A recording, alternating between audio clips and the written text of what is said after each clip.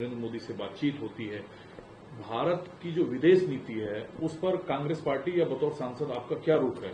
देखिए, हमें पूरी तरह से ईरान के साथ खड़ा होना चाहिए।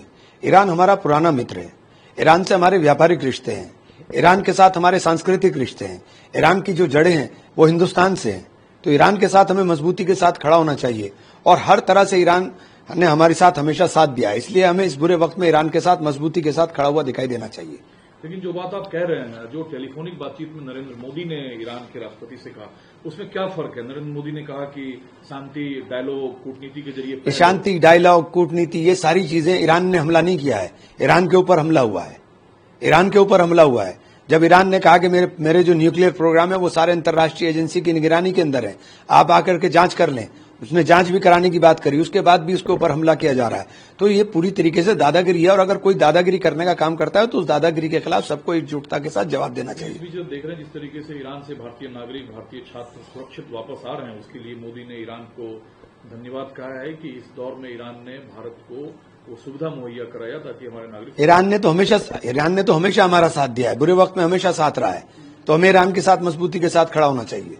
लेकिन रिपोर्ट ये भी आ रही है कि पाकिस्तान जो है वो अमेरिका को, ऐसी रिपोर्ट मिडिल ईस्ट से है कि एयर स्पेस दिया पाकिस्तान। अगर ये बात सच है, क्योंकि पाकिस्तान से आप कुछ भी उम्मीद कर सकते हैं, पाकिस्तान किसी का दोस्त नहीं है।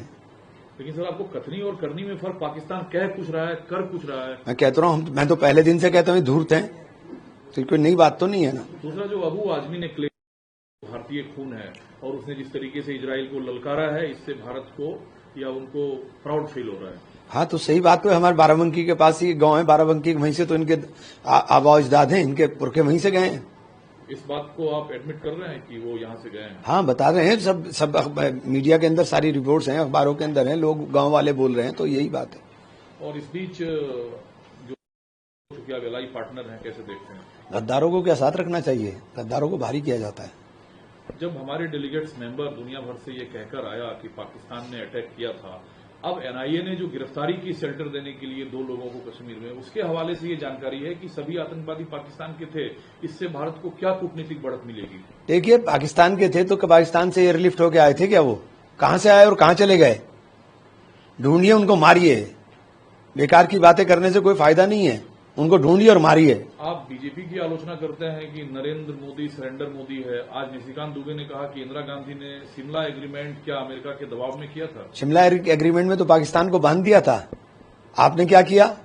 इंदिरा गांधी का मुकाबला करेंगे आप? इंदिरा गांधी ने 2 टुकड़े कर दिए थे पाकिस्तान के। निक्सन ने जंगी बेड़ा भेजा था, जंगी बेड़े को उन्होंने नकार करके कहा था कि मैं अपने उसके ऊपर रहूंगी, और उन्होंने 2 टुकड़े करके हाथ में दे दिया था। आपने क्या किया?